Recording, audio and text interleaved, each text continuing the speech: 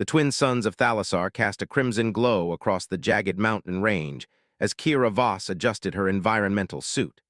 The spires of the capital city rose in the distance, a fusion of crystalline structures and ancient stone that had withstood millennia of the harsh climate. As the only xenobiologist on this first diplomatic mission to the warrior planet, Kira felt the weight of responsibility on her shoulders. "Remember," Ambassador Darien said through her calm, "observe only. The ritual of ascension is sacred to the Thalassarians. Any interference could jeopardize 3 years of negotiations." "Understood," Kira replied, tucking her dark hair beneath her hood. The desert winds carried the scent of iron and something alien, sweet yet metallic, that her sensors couldn't identify.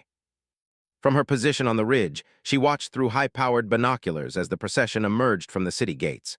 The Thalassarians moved with fluid grace, their silver-blue skin reflecting the sunlight like polished metal. Their elongated limbs and ridge-lined spines marked them as evolved for both speed and strength, perfect adaptations for a predator species. Among them walked Princess Alara, her ceremonial armor adorned with symbols Kira recognized from the briefing files. As heir to the High Council, Alara's successful completion of the hunt would cement her right to rule. The princess carried the Blade of Ancestors, a curved weapon that seemed to capture and refract the sunlight. The hunting party spread out across the plains.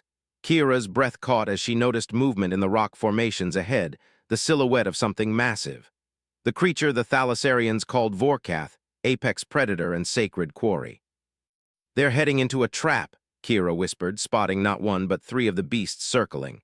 The hunting protocol called for a single creature, but something had drawn a pack. "Ambassador, the princess is in danger. There are multiple Vorkath." Static answered her. The magnetic fields in the mountains must be interfering with communications. Below, the scene unfolded with terrifying speed. The first Vorkath lunged from hiding, its massive jaws snapping at the princess's guard. As planned, the warriors formed a ceremonial circle, leaving Alara to face the beast alone, unaware of the other predators closing in. Kira's training told her to stay hidden to observe. But as the second and third Vorkath emerged from the rocks, she saw the trap closing. Princess Alara fought with impressive skill, her blade flashing in the crimson light, but she was positioned with her back to the approaching danger. In that moment, Kira made her choice. She scrambled down the rocky slope, environmental suit whining with the effort. As she reached the ceremonial grounds, the guards turned in shock at her intrusion. Kira ignored their shouts, racing toward the princess as the second Vorkath leapt. "Behind you," Kira shouted. Alara turned, but too slowly. The creature's claws were already descending. Kira threw herself forward, knocking the princess aside. They tumbled together, and Kira's hand closed around something cold and metallic. The sacred blade dropped in the collision. Acting on instinct, Kira gripped the weapon and swung upward as the Vorkath landed. The blade sliced through scaled hide, drawing iridescent blue blood. The creature howled, rearing back. Time seemed to freeze. The Thalassarian guards stared in silent horror. Kira stood protectively over the princess, the sacred ancestral blade dripping with Vorkath blood in her human hands, an unprecedented sacrilege. Princess Alara rose slowly, her luminescent eyes wide. When she spoke, her voice was like music with an undercurrent of steel. "Human," she said in perfect standard English, "do you understand what you have done?" Kira lowered the blade, suddenly aware of the gravity of her actions. "I saved your life." "Yes," Alara replied, her gaze intensifying. "And by the laws of my people, when one saves royal blood using the clan's blade." She paused, the guards now forming a circle around them both. "What?" Kira asked, feeling the diplomatic mission crumbling around her. "You have claimed me as your mate," Alara finished, bound in blood before the ancestors themselves. The High Council chamber of Thalassar pulsed with tension as Ambassador Darien faced the 7 elders, their luminescent eyes fixed upon him with ancient, calculating patience. "Your human has violated our most sacred laws," Elder Zorith announced, his voice resonating through the crystalline chamber. "The blood oath cannot be undone." Kira stood at the center of the room, still wearing her dust-covered environmental suit. 24 hours had passed since she'd wielded the sacred blade, and the diplomatic catastrophe was unfolding precisely as predicted. "My people had no knowledge of this ritual," Darien argued. Surely an exception. There are no exceptions, interrupted Alara, entering the chamber in formal regalia that accentuated her silver-blue skin and the royal markings along her arms. The blade chooses, the ancestors witness. It is done. Kira watched the princess approach, struck by how different she appeared from yesterday. Gone was the warrior's intensity, replaced by regal composure that seemed to fill the room. Then what exactly does this blood oath require? Kira asked, addressing Alara directly. The chamber fell silent at her boldness.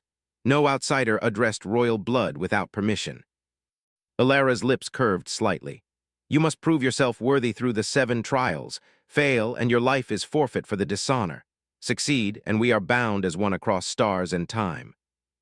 Or, Elder Zoreth added, you may reject the oath now and face execution immediately. Ambassador Darien stepped forward. This is outrageous. Earth will not stand for. I accept the trials, Kira interrupted, her eyes never leaving Alara's. The chamber erupted in murmurs. Darien grabbed Kira's arm. This is madness. Earth needs you alive, not martyred for some alien ritual.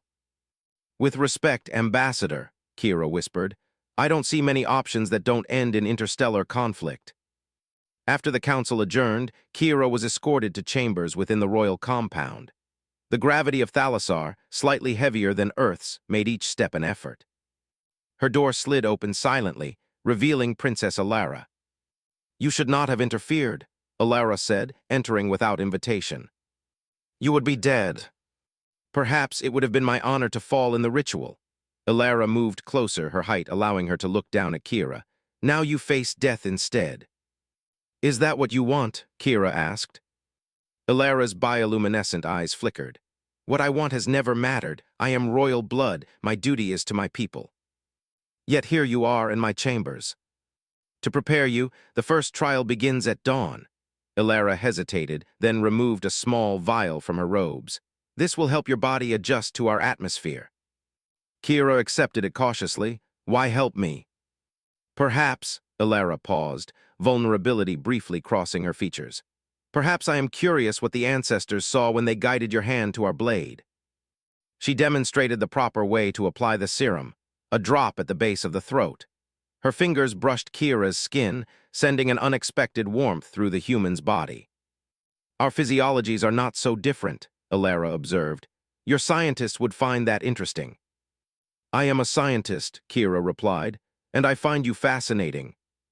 Their eyes met, and something unspoken passed between them. Alara withdrew her hand quickly. The first trial tests endurance, she said, composure returning. Humans are known to be physically inferior to thalassarians. We're full of surprises. A subtle change overtook Alara's expression, the faintest suggestion of a smile. Indeed, you have already provided one surprise too many, Kira Voss.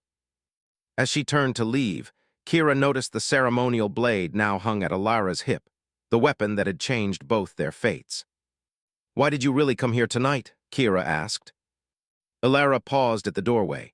Perhaps to see if what I felt on the hunting grounds was real. She departed without explanation, leaving Kira with questions that transcended diplomatic protocol and ventured into territory far more dangerous.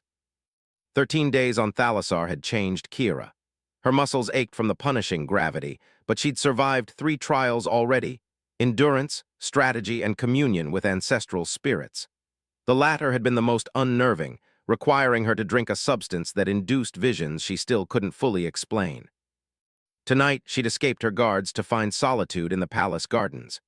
Crystalline flora pulsed with bioluminescence under the 3 moons, creating a symphony of light that took her breath away. You shouldn't be here, came Alara's voice from behind her. These gardens are reserved for royal meditation. Kira turned to find the princess in simple attire, her ceremonial armor replaced by flowing garments that revealed more of her silvery skin. Are you going to report me?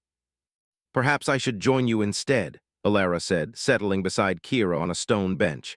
Your performance in the trials has surprised many, including you. I never doubted you would try. I questioned whether you could succeed. Alara's gaze traveled skyward. Tomorrow's trial will be different, combat against Vexus.